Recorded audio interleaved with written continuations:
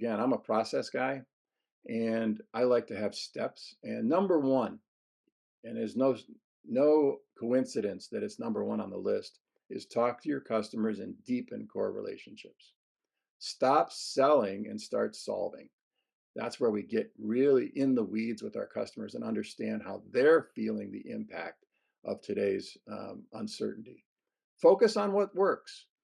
We should be tracking everything that we spend money on and what's working and what's not. And we double down on things that are working. Refresh your strategic growth plan or write one.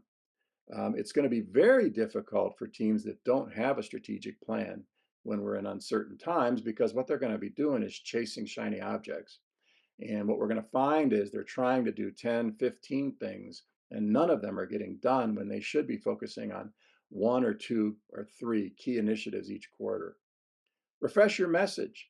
How you've sold for years and the messaging that you've used might need a tune up. We call it a value proposition audit. But once we understand what your customers are challenged with, we can update your message.